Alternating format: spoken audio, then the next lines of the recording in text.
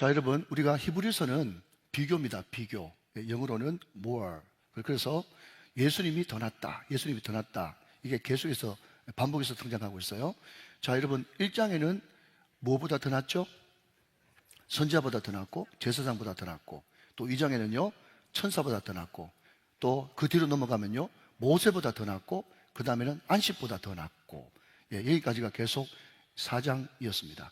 그래서 우리에게 있는 큰 대제사장, Great High Priest, 우리에게 있는 큰 대제사장은요, 그분은 왜 우리에게 큰 대제사장이라 하는가 하면, 그분은 은혜 가운데 충만하신 분이세요. 우리를 은혜로 다리 놓는 사람, 은혜 쪽으로 다리 놓는 분. 그래서 제사장이라고 하는 그 말 자체가 다노사, 다리 놓는 사람, 이런 뜻인데, 무엇으로 다리 놓는가 하면 우리에게 은혜로 다리 놓는 사람이에요. 그러면 그분의 은혜는 어떤데요? 은혜 위에 은혜고, 은혜와 진리가 충만하기 때문에 은혜로 꽉 찬 상태. 우리가 아무리 여러분 그 예수님에게서 은혜를 빼내가도 계속해서 또 채워지고 또 채워지는 은혜로 꽉 찬 상태의 그 주님. 그러면 그 은혜의 보좌 앞에 나가서 우리는 어떻게 되겠습니까? 굳게 잡아야 되는 거예요. 굳게. 어떻게 해요? 꽉 잡아야 되고 오래 잡고 있어야 된다라는 것입니다. 그리고요, 항상 그분께 나아가기를, 여러분처럼 여러분 새벽에도 나오고 수요일날에도 나오고 금요일날에도 나오고 계속 은혜의 보좌 앞에 또 나가고 또 나가는 그런 은혜가 있을 때, 우리도 예수님처럼 마르지 않는 샘물처럼 늘 충만한 은혜로 가득할 줄로 믿으시면 아멘 하시기 바랍니다. 자, 오늘 5장으로 넘어가서는요, 다시 한번요, 제사장보다 낫고 선지자보다 낫고 천사보다 낫고 모세보다 낫고 심지어 안식보다 나은데, 5장을 넘어가면 우리 예수님이 뭐보다 나은가 하면 아론의 대제사장보다 낫다. 또 그 이야기를 하고 있다는 거죠. 아론의 대제사장보다 낫다. 여러분, 구약의 이스라엘 백성들, 제가 왜 구약의 이스라엘 백성들 이야기하죠? 오늘 히브리서라고 하는 성경 자체가 누구한테 쓴 편지라고요? 구약의 유대인들, 그죠? 그리고 유대인 전통을 가지고 있는 분들, 늘 족보에 안식일에 날에 매여 있는 유대인들에게 주는 편지이기 때문에 여러분, 유대인들 이야기를 자주 하는 겁니다. 그래서 히브리서가 신약의 구약이고, 또 그리고 예수님에 대한 논문이다, 이렇게 말씀을 드렸습니다. 그래서 유대인들은요, 제일 먼저 떠올리는 것이 족보고요, 족보 중에서 가장 위에 있는 족보가 뭔가 하면 아론 계통의 대제사장입니다. 그러니까 구약의 이스라엘 백성도 마찬가지고 지금 신약을 사는 이스라엘 백성도 제일 흠모하는 그런 직분, 제일 흠모하는 자리가 뭔가 하면 대제사장이에요.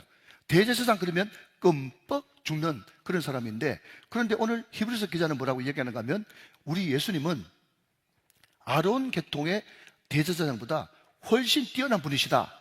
그러니까 제가 말씀드렸지만 모세보다 더 뛰어나다. 유대인들은 기절초풍해요. 예수님은 안식일보다 더 뛰어나다. 이것은 완전히 막 거의 죽음이에요.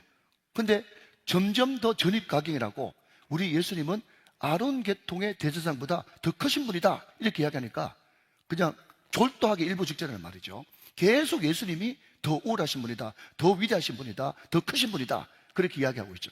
여러분, 오늘 우리가 시편 93편도 새벽에 살펴봤는데, 거기도 여러분 1절부터 5절까지 여러분 통치하신다, 뭘로 통치하시냐, 권위와 능력으로 통치하신다, 스스로 뛰뛰우신 분이다, 여러 가지 이야기했지만 오늘 시편 93편 1절부터 5절까지의 여러분 핵심은 세 가지입니다. 그게 뭔가 하면, 하나님은 나보다 뛰어나시고 내 능력보다 뛰어나시고 내 생각보다 뛰어나시다.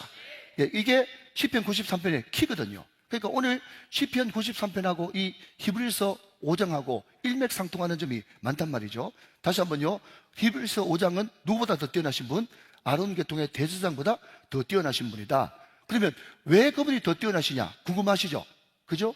그분은 아론 계통으로 태어난 분이 아니라 멜기세덱의 반차에서 멜기세덱의 계통에서 태어난 분이기 때문에 아론의 계통보다 더 위대하신 분이다.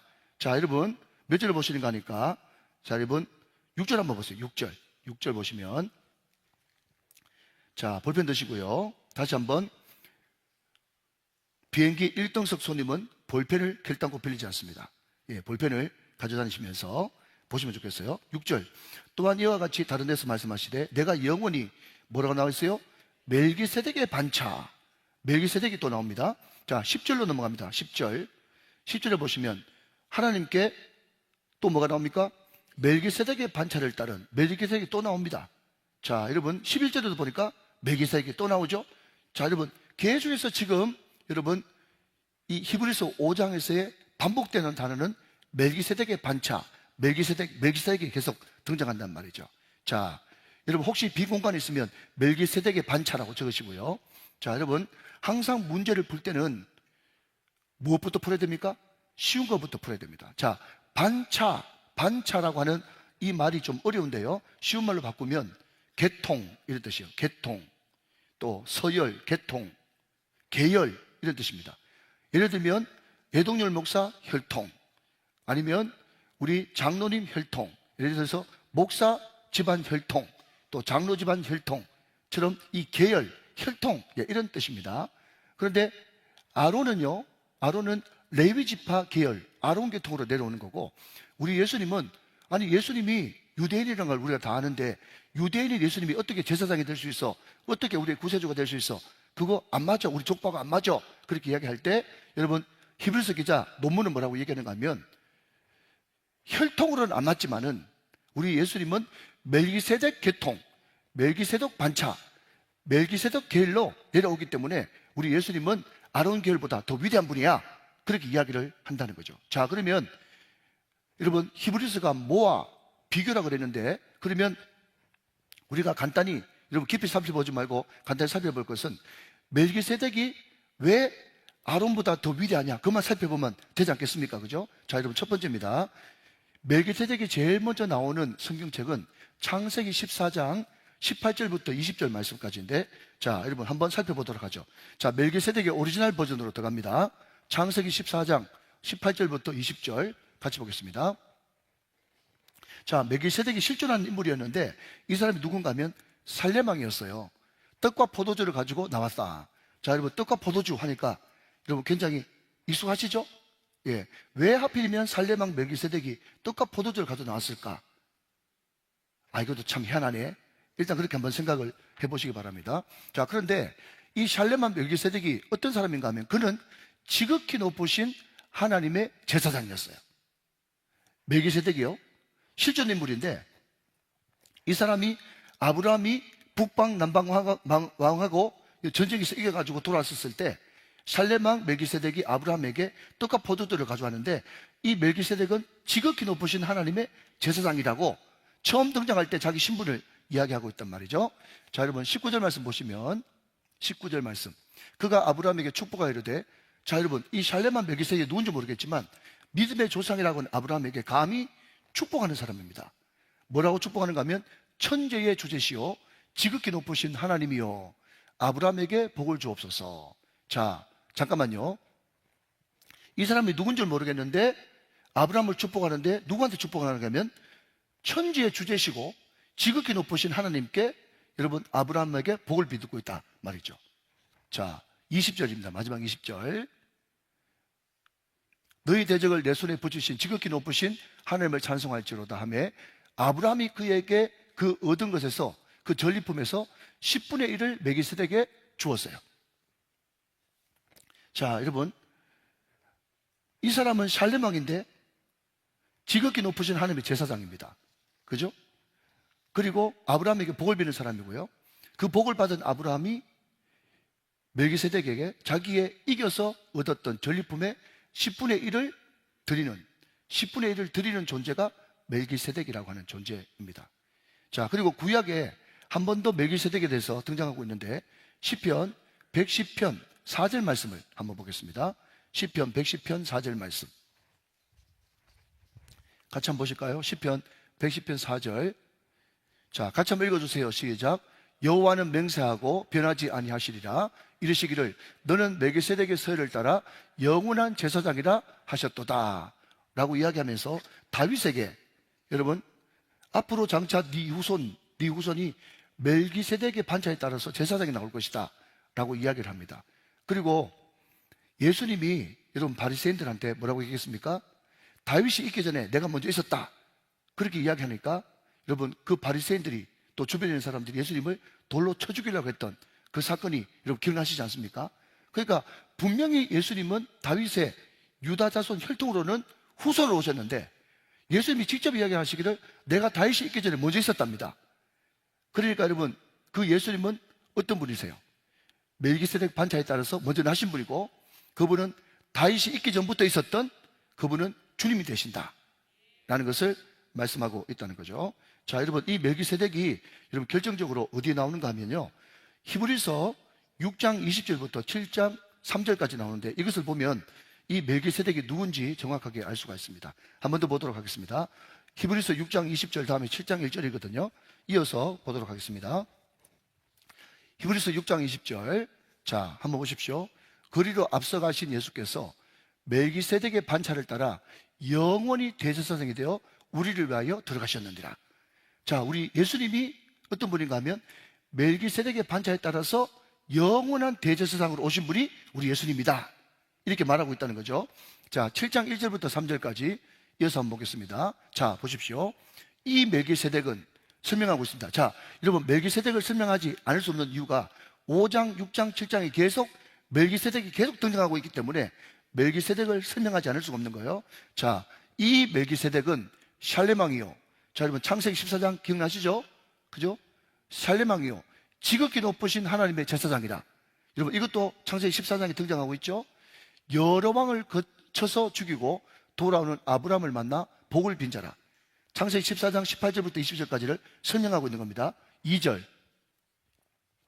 아브라함이 모든 것의 10분의 1을 그에게 나누어 주니라.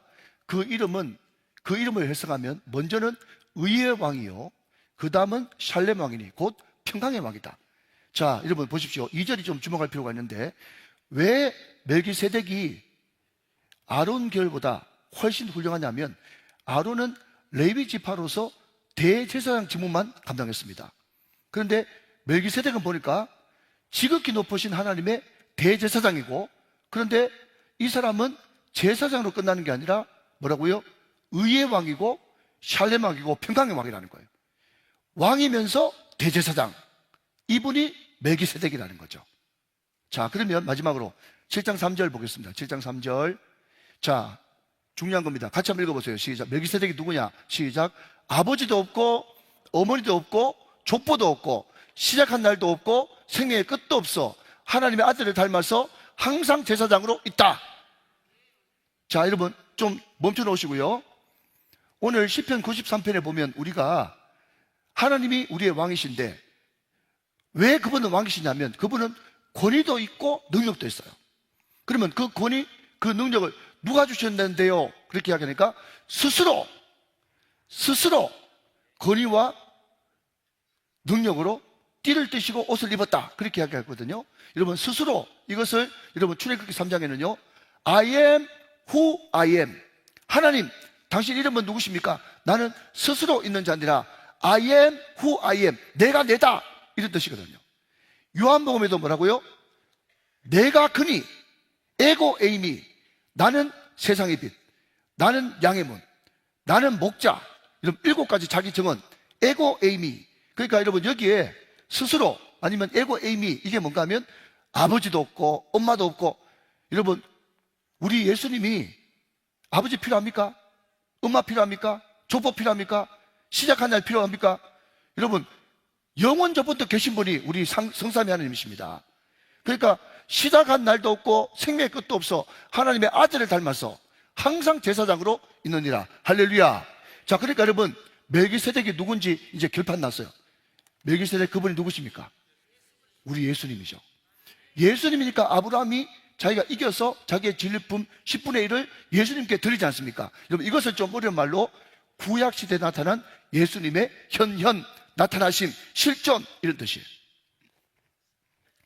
자, 여러분 우리 예수님이 왜 아론 계통의 제사장보다 더 크신 분입니까? 그분은 시작도 없고 끝도 없고 아버지도 없고 엄마도 없고 생명의 끝도 없고, 여러분 태어날 때부터 하나님의 아들이었고 그분은 영원한 제사장이고 제사장과 동시에 그분은 의의 왕이고 평강의 왕이기 때문에 그 멜기세덱 예수님은 제사장 아론보다 훨씬 위대하신 분이시다.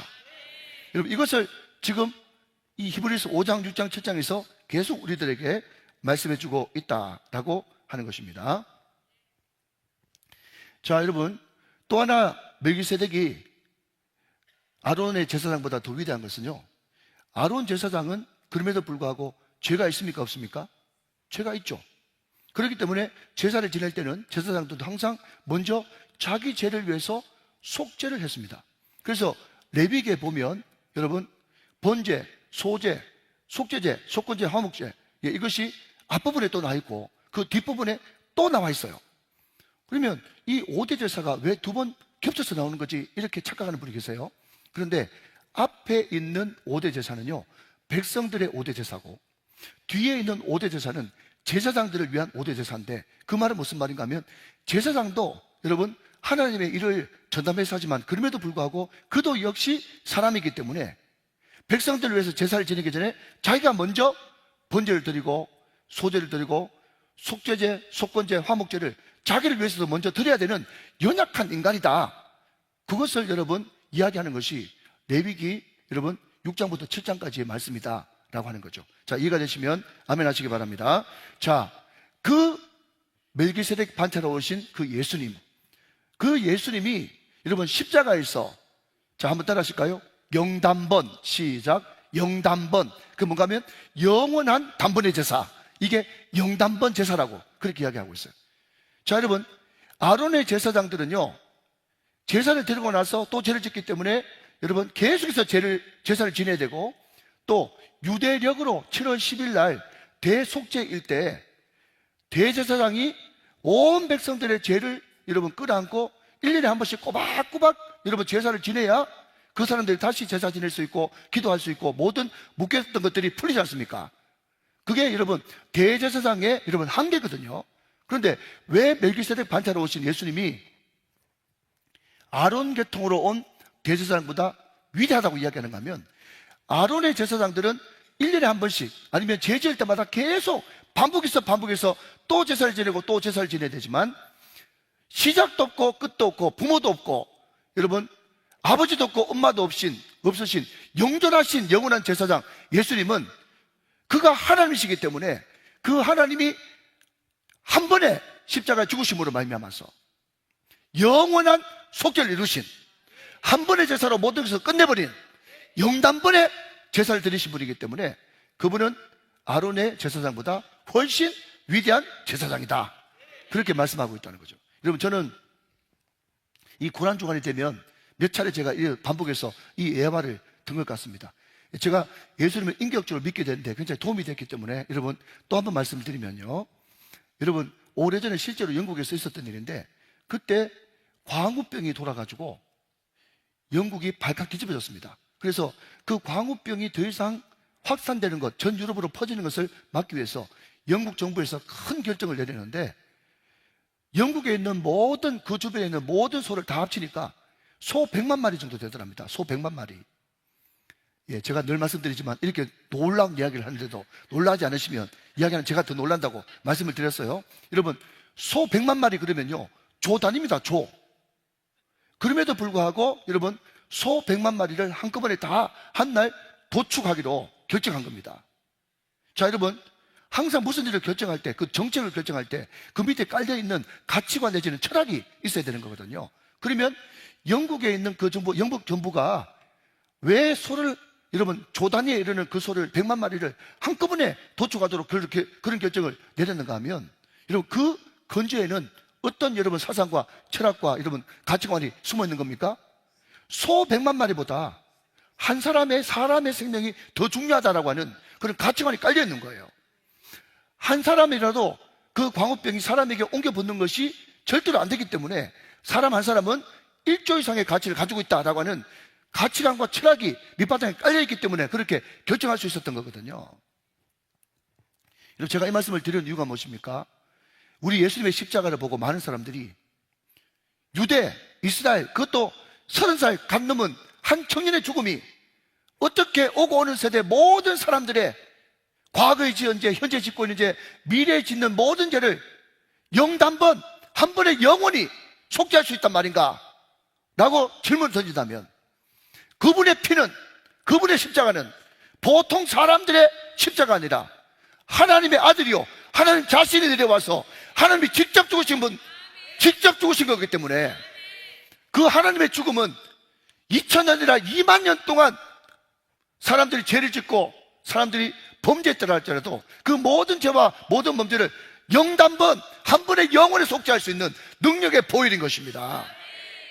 그렇기 때문에 여러분, 십자가가 영광이라고. 여러분, 그 십자가에 여러분 피곤도, 근심도, 불안도, 염려도, 여러분 죄책감도, 죄악도 다 십자가 앞에 덮어씌우고 십자가 앞에 던져버리시는 복된 저와 여러분 다 되시기를 주님의 이름으로 축원합니다. 그 십자가 앞에 나아가면 모든 죄악도, 모든 죄책감도, 우리의 모든 부정적인 것도, 모든 피곤도, 모든 두려움도 한꺼번에 다 사라지는 역사가 일어날 줄로 믿습니다. 여러분, 그것이 십자가. 내가 처음 볼 때에 나의 마음에 큰 고통 사라져. 오늘 믿고서 내 눈 밝았네. 할렐루야. 그런 역사가 일어난 줄로 믿습니다. 여러분, 그 십자가의 은혜로 말미암아서 우리는 어떤 사람이 됐습니까? 우리도 만인 제사장이 된 것입니다. 여러분, 그 십자가 덕분에 우리도 성경을 스스로 읽고 해석하고 은혜 받을 수 있는 만인 신학자가 된 것입니다. 여러분, 그 십자가 덕분에 우리가 여러분 하나님 앞에 부름을 받고 하나님 앞에 보냄을 받은, 자 여러분 잘 들으십시오. 하나님 앞에 부름 받았다라고 하는 것은요, 제자라고 불러요. 제자. 또 하나님께 보냄 받았다라는 것은요, 사도라고 불러요. 여러분, 십자가로 말미암아 우리는 하나님 앞에 제자로 부름 받고 또 제자로 훈련받은 다음에 보내심을 받은 사도가 된 것입니다. 여러분, 이 모든 것을 다 합쳐서 한마디로 이야기하자면 만인 제사장이 된 것이죠. 만인 제사장이 되었다, 그렇게 이야기를 하는 것입니다. 자, 그러면 만인 제사장, 만인 신학자, 만인 제자, 만인 사도, 만인 선교사로 부름받은 오늘 우리는 그러면 어떻게 살아야 될 것인가? 오늘 그것을 한번 살펴보도록 하겠습니다. 자, 여러분, 오늘 보면 1절과 4절 같이 한번 보도록 하겠습니다. 1절과 4절입니다. 5장. 자, 볼펜 드시고요. 대제사장마다 사람 가운데서 그 다음 택한 자이므로, 자, 택한 자, 거기에 동그라미를 한번 쳐보시고요. 자, 4절 말씀으로 넘어갑니다. 4절, 5장 4절. 이 종기는 아무도 스스로 취하지 못하고 오직 아름과 같이 하나님의 부르심을 받은 자라야 할 것이다, 그렇게 이야기하고 있습니다. 자, 여러분, 우리는 만인 대제사장으로 또 만인 신학자로 만인 선교사로 우리가 부름을 받았는데, 우리는 그러면 어떻게 살아야 될 것인가 라고 할 때 하나님의 부르심 따라서 우리는 살아야 된다, 그것을 말씀하고 있다는 겁니다. 이런 많은 사람들이 기도합니다. 기도할 때 자기 뜻 기도, 자기 욕심 기도한다고 제가 말씀을 드렸어요. 여러분, 제가 오늘 새벽에 여러분 조금 덜 드린 말씀을 제가 좀 말씀을 드리면, 여러분, 많은 사람들은 자기 불안, 자기 욕심, 여러분 이것이 한마디로 말씀드리면 우상인데, 우상이 뭔가 하면 자기 욕심 채워주고 자기 불안 들어주는 거, 그게 우상이거든요. 그러니까 여러분, 기도도 우상적인 기도를 하는 거예요. 우상적인 기도. 우상적인 기도가 뭔가 하면 내 뜻 기도, 여러분 내 욕심 기도가 우상 기도예요. 그래서 많은 학자들이 뭐라고 얘기했는가 하면 소득 수준 3만 불 이상만 되어지면 기독교 인구가 2분의 1로 줄고 새벽 기도하는 사람이 없어지게 될 것이다, 그렇게 이야기를 했습니다. 그게 무슨 이야기인가 하면 대부분의 많이 기도 나오는 사람들이 저렇게 열정적으로 뜨겁게 기도하지만 그럼에도 불구하고 여러분 그 기도의 내용을 가만히 들어보면 다 자기 뜻 기도고 자기 욕심 기도가 많다는 거예요. 그게 우상 숭배하는, 결국 자기 목표 달성하려고 하는 그런 기도이거든요. 그런데 여러분, 소득 수준이 한 3만 불쯤 올라가는 선진국이 되어버리면 이제 자기한테 부족한 것도 없고 별로 두려운 것도 없어요. 그러니까 기도할 것이 없단 말이죠. 왜? 자기의 불안, 자기의 욕심, 이게 다 만족됐기 때문에 기도할 제목이 별로 없는 거예요. 그러니까 여러분, 소득 수준이 올라가면 올라갈수록 기도하는 사람이 점점 줄어들 수밖에 없는 거죠. 여러분, 그렇기 때문에 우리 우정교회 성도들은요, 절대로 자기 뜻 기도, 자기 욕심 기도, 우상을 섬기듯이 그렇게 자기 비전이라고 이야기하지만 자기 야망을 위해서 기도하는 그런 사람이 되면 안 되고, 항상 우리는 말씀 기도를 해야 된단 말이죠. 여러분, 말씀 기도를 하게 되면 소득이 3만 불 되고 5만 불 되고 10만 불 돼도 무슨 상관이 있습니까? 이 말씀을 붙들고 여러분 오늘 시편 93편만 해도 여러분 마찬가지 아닙니까? 하나님 다스려 주시옵소서. 하나님은 왕이십니다. 여러분, 이런 기도하는데 여러분, 그게 무슨 내 욕심이 있고 내 뜻이 어디 있습니까? 하나님은 나보다 위대하신 분이십니다. 내 능력보다 위대한 분이십니다. 내 생각보다 위대한 분이십니다. 하나님, 이 나라 이민족의 이 기도 제목 어떻게 할까요? 우리가 여러분 지금 오늘 금주 성령 집회 시작하기 전에 드렸던 그 기도처럼 말이죠. 정말 나라 민족을 위해서, 열방을 위해서 기도하는데 소득소득 3만 불, 5만 불이 무슨 소용이 있는 것입니까? 그러니까 끝까지 여러분 말씀을 붙들고 기도하는 거죠. 우리는 확신합니다. 말씀 붙들고 기도하고 어느 정도의 과정을 거치면 이 말씀은 곧 사건이고 이 말씀은 곧 하나님이기 때문에 반드시 우리에게 주신 이 레마의 말씀은 현실에 여러분 성취되어지는 역사가 일어난 줄 믿으시기 바랍니다. 한번 더 따라합시다. 말씀, 기도, 과정, 성취. 한 번 더. 말씀, 기도, 보냄, 성취. 여러분, 이것을 우리가 믿고 기도하면요, 이것이 내 뜻 기도 또 내 욕심 기도가 아니기 때문에 그의 나라와 그 애를 구하는 그런 기도가 될 수밖에 없다는 겁니다. 다시 한번요, 여러분, 다니엘이 그때 당시에 벌써 이미 나이가 80이었습니다. 여러분, 그때는 정권이 바뀌어가지고 페르시아 정권이 들었었거든요.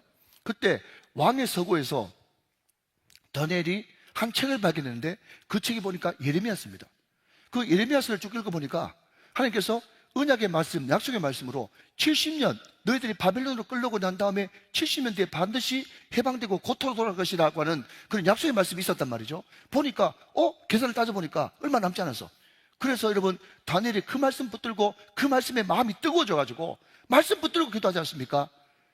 여러분, 그때 여러분 탄생한 유명한 기도가 어떤 기도라고요? 주여 삼창 기도라고. 주여 삼창, 주여 용서하소서, 주여 돌보소서, 주여 뜻대로 하옵소서, 주여 주여 주여. 그게 다니엘서 9장에 나오는 주여 삼창이잖아요. 그것을 가지고 간절히 기도했는데 성경 뭐라고 이야기하는가 하면 다니엘이 기도하는 시작하는 첫날부터 내가 그 기도를 들었노라. 그러나 그럼에도 불구하고, 들었음에도 불구하고 이루어지는 과정, 이런 것들이 필요하기 때문에 21일이라고 하는 시간이 필요했다. 여러분, 반드시 기도는 과정을 통과하게 되어 있거든요. 그래서 여러분, 그 말씀 붙들고 다니엘이 간절히 기도했더니 하나님께서 그 기도를 들으시고, 여러분, 이번에는 사람을 보내서 해결하지 않습니까? 그 과정이 사람인 거죠. 누굴 보내셨습니까? 고레스방을 세우시고 1차 수룹바벨, 2차 에스라, 3차 느헤미야. 여러분, 이 사람들을 보냄으로 말미암아서 여러분 반드시 하나님께서 다시 돌아오는 그 역사를 일으키고야 이뤄내고야 마시는 거죠. 그러니까 말씀, 기도, 과정, 성취, 여러분 이것을 꼭 붙들고 있는 우리의 삶이 되어야 된다라는 것입니다. 여러분, 많은 사람들이 크리스찬이라고 하면서도 내 비전, 결국 이것이 내 뜻이고 내 욕심이고 여러분 이것이 내 야망인데 이것을 이루기 위해서 일을 하니까 계속해서 허송세월을 보내는 겁니다. 여러분, 우리 교회가 가장 여러분 밑줄기로 생각하는 것이 뭡니까? 묻고 듣고 순종하는 겁니다. 묻고 듣고 순종하는 거예요. 우리 제자들은, 다시 말씀드리면 이 시대에 여러분 왕같은 제사장으로, 만의 제사장으로 부름받은 사람은요 항상 묻고 듣고 순종하면서, 묻고 듣고 순종하면서 하나님, 나의 부르심은 어디입니까? 내가 어디에 부르심을 받았습니까? 내가 있어야 될 곳은 어디입니까? 내가 서 있어야 될 곳은 어디입니까? 라고 끊임없이 물으면서 하나님이 부르시고 하나님이 시키신 일만 해도 시간이 모자란다는 거예요. 여러분, 제가 이런저런 것들을 많이 맡아가지고 말이죠, 특별히 여러분 무슨 일을 하려고 그러면 반드시 동반되어지는 것이 여러분 물질이 필요하고 사람이 필요하거든요. 물질이 필요하고 사람이 필요해요. 그러면 여러분 행사는 얼마 안 남았지, 일은 빨리 진행해야 되겠지. 그래서 막 급해가지고 이 목사님 저 목사님 내가 알고 있는 모든 네트워킹을 다 동원해가지고 옛날에 나한테 신세 졌는 사람, 또 내한테 그냥 덕을 받는 사람, 그런 사람들한테 다 전화를 해가지고 좀 도와달라, 함께 해달라 그렇게 이야기하면요 돌아오는 것은 냉랭한 실망밖에 없습니다. 많이 해봤어. 내가 많이 실패해봤어. 그때 또 깨닫고, 주님 제가 잘못했습니다. 내가 이렇게 실패를 많이 하고 이렇게 혼이 많이 나도 아직까지 정신을 못 차리고 여전히 내 생각, 내 뜻 이것이 남아있어가지고 내가 누구한테 도와달라고 하면, 내가 누구한테 전화하면 좀 도와주겠지, 그 사람은 내 부탁 거절 못할 거야, 이런 생각을 가지고 있는 내 생각 자체가 원수입니다 라고 생각하면서 하나님, 내가 안 해도 좋습니다. 주님께서 허락하시면 하겠습니다.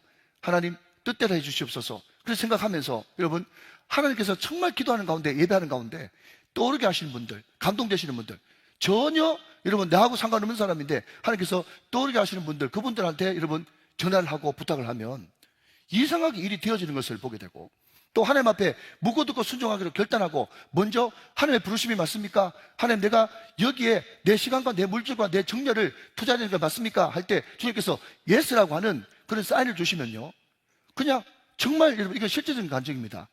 전혀 내가 알지 못한 어떤 분이, 목사님 이 계좌로 100만 원 보냈습니다, 이 계좌로 100만 원 보냈습니다, 이런 역사가 막 일어나는 거예요. 사랑하신 여러분, 우리 제자들은요, 하나님이 보내신 하나님의 선교사들은요, 다시 말하면 만인 대제사장 저와 여러분들은요, 항상 해야 될 사명이 뭔가 하면 부르시는 곳에 있어야 된다는 것입니다. 하나님께서 이스라엘 한 곳에 있어야 된단 말이죠. 여러분 생각해 보십시오. 우리 인생이 70이고 강건하면 80이고요 우리의 전성기가 별로 많지 않습니다. 저는 지금부터 제 인생이 제 전성기라고 생각하거든요. 지금부터 여러분 열심히 목회해도 10몇 년밖에 목회를 못하는 거예요. 전성기가 짧습니다. 여러분 10몇 년이 뭐냐고요? 기쁘다 구주 오셨는데 10번 부르면 은퇴해야 돼요. 여러분 이 보통 문제가 아니잖아요. 그러니까 이 짧은 여러분 전성기고 짧은 이 부르심, 일할 수 있는 이 사명이 주어졌을 때 우리가 정말 시간 아끼면서 여러분 정말 저비용 고효율로 알차게 시간을 쓸 수 있는 유일한 길은 늘 주님 앞에 묻고 듣고 순종하면서 늘 주님 앞에 예배하면서 하나님, 내가 있어야 될 곳이 어디입니까? 내가 시간을 투자해야 될 곳이 어디입니까? 내 물질을 흘려보내야 될 곳이 어디입니까? 그것을 물으면서 하나님이 부르신 그곳에만, 하나님이 주신 그 사명만 감당을 열심히 해도 시간이 모자란다 라는 생각을 꼭 하시면서 항상 부르신 곳에 여러분이 서 있게 되시는 여러분 되시기를 주님의 이름으로 축원합니다. 축복합니다. 자, 여러분 만인 대제사장이 해야 될 첫 번째는 부르심에 순종해야 된다. 두 번째입니다. 자, 여러분 2절 말씀 보시죠. 2절 말씀 5장 2절.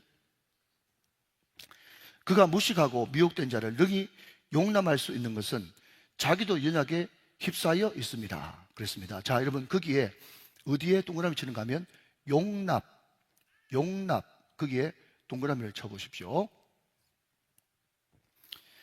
자, 여러분 한참 설교를 하고 나면 우리가 뭐 들은지 모를 때가 있습니다. 자, 중간 정리 잠깐만 하고 계속 좀 넘어가겠습니다. 우리는 서두에 멜기세덱 반차에 대해서 들었습니다. 우리 예수님은 멜기세덱 반차로 오신 분이다. 그분은 왕이면서 영원한 대제사장이시다. 그분에 의해서 구원받은 우리도 왕같은 제사장이고 만인 제사장이다. 만인 제사장을 좀 느렸으면 만인 제사장, 만인 신학자, 만인 선교사라고 부를 수 있는데 한마디로 요약하면 만인 대제사장인데, 그 사람이 여러분 이 땅에 있으면서 해야 될 일은 첫 번째는 부르심에 순종하는 것이다. 자, 여기까지 했습니다. 이해가 되시면 아멘. 자, 그러면 두 번째, 우리는 어떤 사람이 되어야 되는가 하면 우리도 연약한 자이므로 뭐라고요? 용납하는 사람이 되어야 된다. 용납하는 사람. 우리가 대제사장으로서 용납하는 사람이 되어야 된다. 그렇게 말씀하고 있다는 거죠. 자, 여러분 그 유명한 구절 잘 아시는 말씀입니다만은 히브리서 4장 15절 말씀 한번 보면요, 히브리서 4장 15절 보면 우리에게 있는 대제사장은 예수님이죠. 우리의 연약함을 동정하지 못하실 리가 아니요 모든 일에 우리와 똑같이 시험을 받은 이로되 죄는 없으시니라. 16절. 그러므로 우리는 긍휼하심을 받고 때를 따라 돕는 은혜를 얻기 위하여 은혜의 보좌 앞에 담대히 나아갈 것이니라 그랬습니다. 자, 여러분 우리 예수님은요 우리를 동정하지 못하실 분이 아니에요. 자, 여러분 동정하시는 분이다 라고 이야기해도 되는데 동정하지 못하실 분이 아니요 강한 건정 들으셨습니까? 그죠? 동정하지 못하실 분이 아니요, 그분은 강력하게 우리를 동정하시는 분이란 말이죠. 왜 그분이 우리를 동정할 수 있냐 했더니요, 그분은 죄는 없으시지만 우리와 똑같이 시험을 받은 분이기 때문에. 여도 굴이 있고 공중에 나는 새도 깃들 둥지가 있는데 인자는 머리 들 곳도 없다면서 여러분 차례를 맞으시면서 여러분 홈리스로 사신 분이거든요. 여러분 그분의 십자가는요 우리의 모든 고난을 합친 것보다 더 강력한 고난 아니겠습니까? 그분은 고난을 겪어본 분이기 때문에 우리의 고난을, 우리의 슬픔을, 우리의 눈물을, 아픔을 얼마든지 동정하시고 품어낼 수 있는, 여러분 용납하시고 품어줄 수 있는 분이단 말이죠. 여러분 건강한 사람은요, 제가 좀 건강한 편이거든요. 제 집사람은 그전에는 건강했는데, 우리 집사람 말이 그렇습니다. 우리 집사람 말이 자기는 결혼하기 전에는 건강했는데 결혼하고 나서부터 안 좋아졌대요. 지금 무슨 말 하는 건지 모르겠어요. 아무튼 저는 뭐 부인하고 싶어요. 부인하고 싶어요. 예. 예, 그런데 여러분, 제 집사람이 한 번씩 계속해서 제가 어디 갔다 오면 자꾸 입에다가 뭘 물리려고 그래요. 그 보니까 뭐 예를 들어서 뭐 머리 아픈데 좋은 거, 뭐 배 아픈데 좋은 거, 피로 푸는데 좋은 거, 나 하나도 안 피곤하거든요. 그런데 제 집사람은 계속 제 입에다가 뭘 물리려고 그러거든요. 그게 왜 자꾸 약을 달고 살라고 자꾸 약을 권하는가 하면 자기가 아프니까 자꾸 권하는 거예요, 약을. 난 하나도 안 피곤한데. 그러니까 어디 갔다 와가지고 아프다고 잠시 10분, 20분이라도 누워있어야 되는 것을요, 저는 이해 못 하는 거예요. 저는 이해 못 해요. 왜 피곤하지? 새벽기도 못 나오는 사람도 저는 이해 못 하는 거예요. 그냥 벌떡 일어나면 되는데 왜 못 일어나지? 난 도저히 이해가 안 돼요. 벌떡 일어나면 되는데. 뭐 저혈압 해가지고 저혈압 때문에 못 일어난다. 저는 그거 몰라요 나는. 새벽 1시에 자도 여러분 4시만 되면 눈 버뜩 떠가지고 벌떡 일어나면 되는데 못 일어나는 거 보면서 이해가 안 된단 말이죠. 저는 여러분 용납이 안 되고 동정이 잘 안 되는 거죠. 예, 그러나 여러분, 왜 하나님이 어떨 때는 우리를 연약한 대로 두시는가 하면 네가 그 연약함 가지고 다른 사람들을 헤아리고 용납하라고. 여러분, 제가 아는 장로님 계십니다. 우리 장로님 죄송합니다. 그분이 말이죠, 굉장히 율법적이고 완고하신 분이세요. 그래가지고 자녀들이 여러분 신앙생활 잘 못하고 자녀들이 결혼생활 잘 못하고 이런 것들을 전혀 이해 못하고 막 오래전 이야기죠. 막 친위시켜야 된다 하고 막 이런 분이 있었어요. 그런데 이상하게 첫째 딸도 결혼이 어려워지고 또 첫째 아들도 결혼이 어려워지고 이런 것들을 계속 그 인생 가운데 당하더라고. 그리고 그런 것들을 몇 번 당하고 나니까 이 장로님이 여러분 약고 죽은 것이 그런 것이 아니라 철저하게 회개하면서 내가 너무 교만하고 잘난 척하고 율법적이었구나 하면서 약한 사람들을 다 이해하고 품기 시작하더라고. 하나님 때로 우리를 약한데 어려운데 두신 이유가 뭔가 하면 제발 네 잘난 척하지 말고 너도 그럴 때가 있다. 사람은 원래 약한 거다. 네가 할 일은 정죄하고 화살 날리는 것이 아니라 그 사람을 품어주고 안아주고 끌어안아주고 용납하는 것. 우리 예수님은 죄가 없으신 분이지만 스스로 고난당하시면서 고난당한 사람들을 품지 않았니? 너도 예수님을 닮았다면 품어야 돼. 그것을 말씀해주고 있다는 거예요. 그래서 결론적으로 말씀드리면 저는 어느 순간부터 하나님께서 은혜 주셔가지고 아픈 분들 잘 이해하게 됐어요. 그러니까 하나님께서 저한테 일부러 그 약한 분들 마음 또 동정하게 하려고 아프게 하지 않기를 여러분 기대해 주시기 바랍니다. 여러분, 우리가 약한 것은 다른 사람들을 품고 용납하라고 주신 사명이다. 여러분, 약한 것이 사명인 것입니다. 자, 세 번째입니다. 여러분, 3절 말씀 한번 보시면 좋겠습니다. 3절 말씀. 그러므로 백성을 위하여 속죄제를 드림과 같이 또한 자신을 위해서도 드리는 것이 마땅하다 그랬습니다. 자, 여러분, 우리가 만인 제사장으로 해야 될 세 번째는요, 속죄, 덮어쓰는 것, 덮어쓰는 것, 대속하는 것입니다. 자, 여러분, 제가 이 고난주간에 이사야 53장을 묵상하면서 참 은혜 받은 말씀이 이사야 53장 5절 말씀입니다. 자, 여러분, 이사야 53장 5절 말씀 같이 한번 보실까요? 이사야 53장 5절 말씀. 자, 제가 읽겠습니다. 그가 찔림은 우리의 허물 때문이요 그가 상함은 우리의 죄악 때문이라. 그가 징계를 받음으로 우리는 평안을 누리고 그가 채찍에 맞음으로 우리는 나음을 받았도다. 자, 좀 띄워놓으십시오. 자, 여러분, 제가 늘 말씀드리지만 성경 볼 때 하나님, 예수님, 성령님 나오면 무조건 동그라미 쳐셔야 되고, 두 번째는 계속해서 반복돼 나오는 단어가 무엇인가? 여러분, 거기에 주목하라고 했지 않습니까? 여러분, 이사야 53장 이것은 메시아 고난장인데 우리가 고난주간에 반드시 한 번은 묵상하고 한번 읽어봐야 될 그런 책인데요. 그럼 저는 잘하는 말씀이지만 이 말씀을 묵상하면서 여기 이사야 53장 5절 말씀에 계속 반복되는 단어가 그가, 예수님이 그가가 계속 반복되고, 여러분, 우리의란 단어가 계속 반복되는 겁니다. 제가 한번 힘을 주어서 한번 읽어보겠습니다. 예수님이 찔림은 우리의 허물 때문이요 예수님의 상함은 우리의 죄악 때문이라. 예수님의 징계를 받음으로 우리가 평안을 누리고 예수님의 채찍에 맞음으로 우리가 나음을 받았도다. 그가 우리를 계속해서 반복되어 나온 겁니다. 다시 한번요. 그가 찔림은 우리의 허물 때문이요. 그가 상함은 우리의 죄악 때문이라. 그가 징계를 받음으로 우리가 평안을 누리고 그가 채찍에 맞음으로 우리가 나음을 입었도다. 여러분, 그가 우리를 대신해서, 여러분, 이것을 여러분 좀 어려운 말로 뭐라고 얘기합니까? 정가. 여러분, 쉬운 말로 덮어 씌운단 말이죠. 사랑하는 여러분, 세상 사람들이 우리한테 하는 말 중에 여러분 틀린 말도 많지만 맞는 말도 많습니다. 잘 들어보면. 특별히 뭐가 맞는 말인가 하면요, 예수 안 믿는 사람들이 우리 예수 믿는 사람들 여러분 욕하려고 자주 하는 말이 뭔가 하면, 예수 믿는 사람들 지가 잘못해놓고 회개한다 하면서 항상 예수님 앞에 덮어 씌우더라, 덮어 씌우더라, 그런 이야기 들어보셨습니까? 저는 들어봤는데. 근데요, 그거요, 결론부터 말씀드리면 딩동댕이에요. 여러분, 우리는 예수님한테 늘 덮어 씌우는 사람이에요. 우리 주님도 여러분 덮어 쓰겠다고 말씀하고 있지 않습니까? 언제요? 이사야 53장 5절 말씀을 통해서 그가 찔림은 우리의 허물 때문이요, 우리의 허물 덮어 쓰려고 그가 찔리신 거예요. 그가 상함은 우리의 죄악 때문이야. 우리 죄악 덮어 쓰려고 그가 상하신 겁니다. 그가 징계를 받음으로 우리가 평안을 누리고 그가 대신 덮어 쓰므로 우리가 평안을 누리고 그가 채찍에 대신 맞아줌으로 우리가 나음을 입으신 겁니다. 여러분, 우리 예수님은 모든 질병과 가난과 저주와 이 모든 것들을 대신 덮어 쓰신 대속자, 속죄하신 분이 우리 예수님이세요.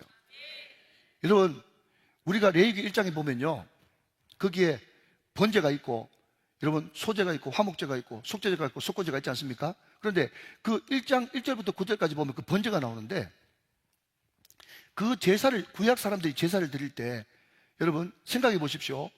제사 드리는 모든 과정들이, 우리가 예를 들어서 소를 도축한다, 돼지를 도축한다, 닭을 도축한다, 그 도축할 때 하고요 다 똑같습니다. 뭡니까? 결국 죽여가지고 가죽 벗기고 내장 꺼내가지고 여러분 딱딱 절단해서 각 떠가지고 여러분 소고기 먹는 거 아닙니까? 똑같잖아요. 그러니까 도축하고 제사하고 이런 과정이 똑같다니까요. 그런데 모든 과정이, 도축과 제사가 거의 흡사 대동소이한데, 거기에 유일하게 여러분 제사와 도축이 차이나는 한 가지가 있어요. 그게 뭔지 아십니까? 안수예요. 안수만 다르단 말이에요. 안수. 여러분, 안수가 뭡니까? 안수가 정가시키다, 다른 말로 하면 덮어 씌우다, 이런 뜻이에요. 나한테 있는 모든 죄를, 흠없는 어린 소 나한테 다 덮어 씌우는 거야. 내 죄가 여러분 그 소에게 덮어 씌워지고, 흠없는 여러분 숫소, 여러분 1년 된 숫소에 여러분 그 온전함이 나한테 정가되어 오지 않습니까? 덮어 씌워지지 않습니까? 이것을 쌍방정가라고 하는 거예요. 쌍방정가. 이게 번제의 여러분 핵심입니다. 핵심. 결국 여러분 묻습니다. 그러면 번제, 화목제, 속죄제, 속건제, 소제, 모든 제물의 주체가 누구십니까? 예수님이죠. 예수님. 모든 제물은 예수님이에요. 구약의 모든 제물은 예수님입니다. 그러니까 내 죄를 뭐라고요? 예수님한테 덮어 씌우고, 덮어 씌우는 순간 내 죄만 예수님께 넘어가서 예수님이 십자가로 끝나는 게 아니라, 십자가에서 흘린 보혈의 피 온전하시고 영단번의 십자가의 보혈의 능력이 나한테 쌍방정가가 된다는 거죠. 그래서 예수님의 그 의가 나한테 덮어 씌워짐으로 말미암아 나는 칭의, 의롭다고 칭함을 받게 되는 것입니다. 여러분, 그뿐입니까? 여러분, 아브라함도 요셉도 야곱도 다윗도 다 하나님을 여호와 하나님 그렇게만 불렀는데, 모세는 지존자 이렇게 불렀는데, 오로지 하나님을 아버지라고 부를 수 있는 유일한 한 사람이 예수님인데, 예수님이 나에게 여러분 의로운 것을 나한테 전가시켜 주심으로 우리도 하나님을 아빠 아버지라 부르게 되었느니라.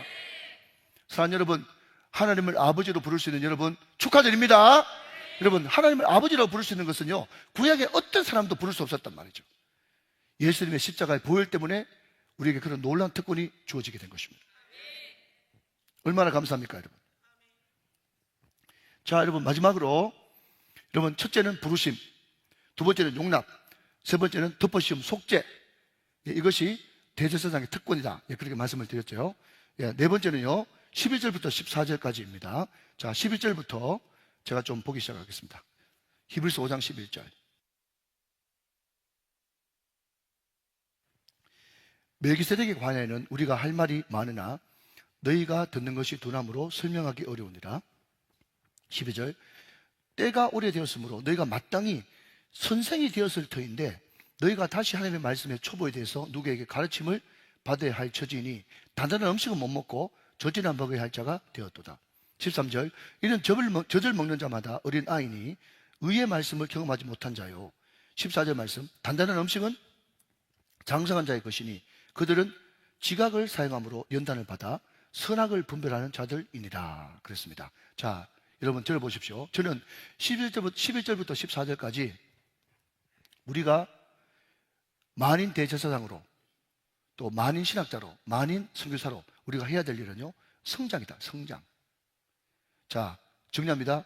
첫 번째 우리가 해야 될 일은 부르신 곳에 있어야 된다. 두 번째, 용납하는 사람이 된다. 세 번째, 우리가 가지고 있는 모든 허물을 덮어씌우는 속죄자가 되어야 된다. 네 번째는요, 성장해야 된다. 성장.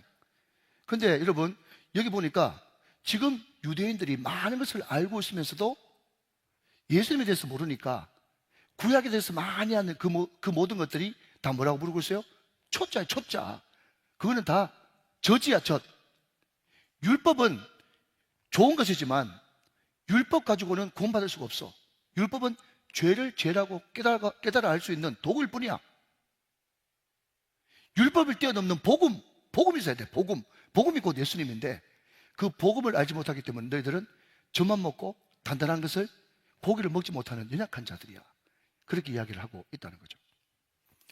여러분, 우리가 진짜 만인 대제사장으로 부름을 받았다면 우리는 성장해야 됩니다. 성장. 자, 그러면 성장하려면 우리가 어떻게 되겠습니까?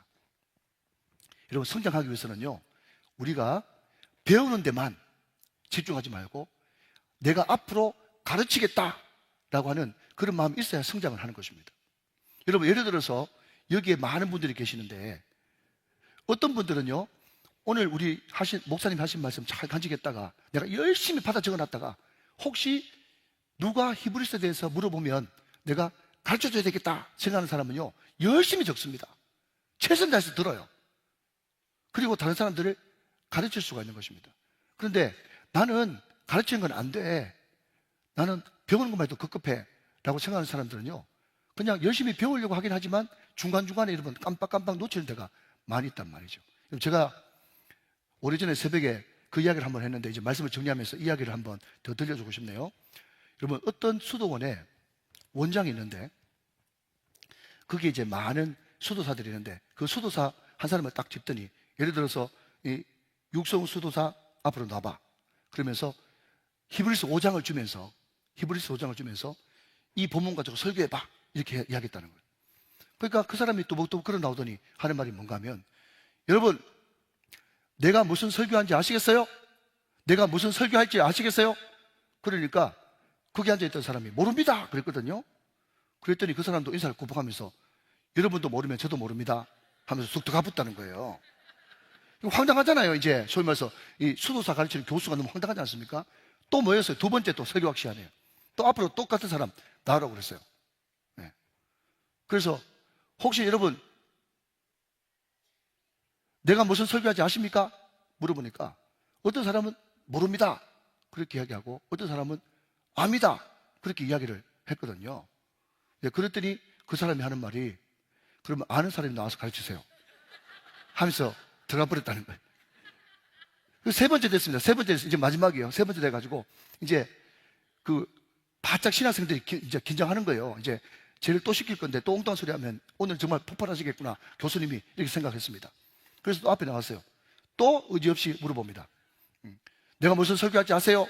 그랬더니 정확하게 반반 압니다 모릅니다 이 반반 딱 갈렸어요.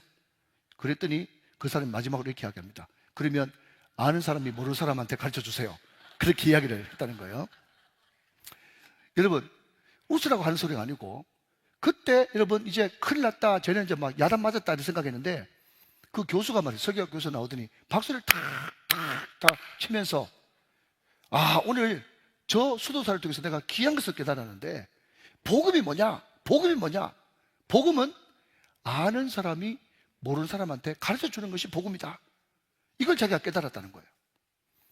여러분, 제가 좀 어렵게 이야기하니까 좀 그냥 그래도 좀 웃으시기 바랍니다. 여러분, 복음 뭐라고요? 아는 사람이 모르는 사람한테 가르쳐 주는 것.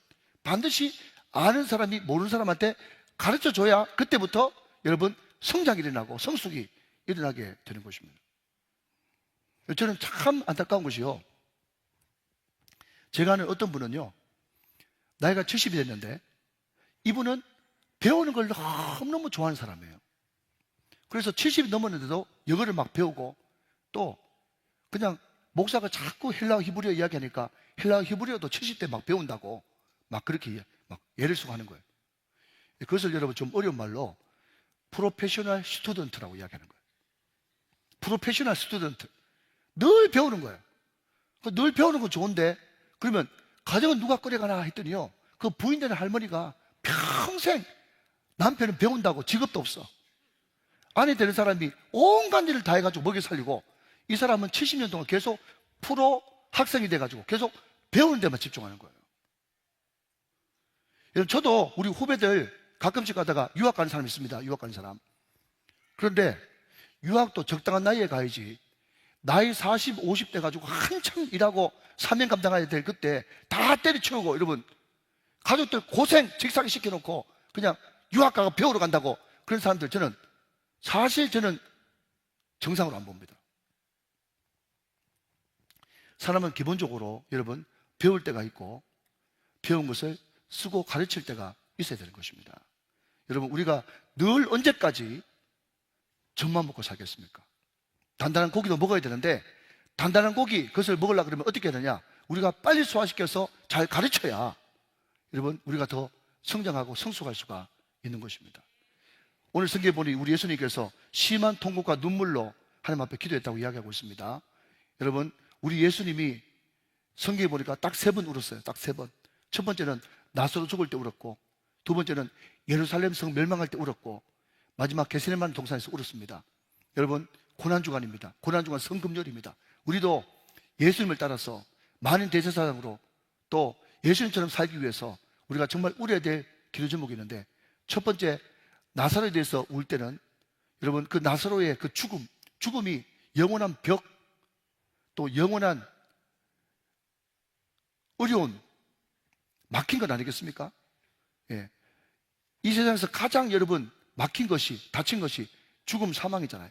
그러니까 그 막힌 것과 다친 것 앞에서 우리 예수님은 울므로써 그 막힌 것을 이루어지키신 분이시고, 또 예루살렘 성을 앞두고 우신 것은 그 예루살렘 성 안에 있는 그 영혼을 위해서 우신 분이시고, 또 게세마네 동산에서 우셨던 것은 우리 예수님이 자기 뜻을 죽이고 하나님의 뜻을 이루어드리기 위해서 우신 것입니다. 오늘 이 말씀을 잘 가져가시면서 주님의 거룩한 제자로, 또 왕같은 제사장으로, 또 많은 제사장으로서 항상 부르신 곳에 다른 사람들을 용납하면서, 또 항상 하나님 아버지 앞에 속죄제를 드리고 성장할 수 있는 저와 여러분 다 되시기를 주 예수 그리스도의 이름으로 축원합니다. 축복합니다. 축원합니다.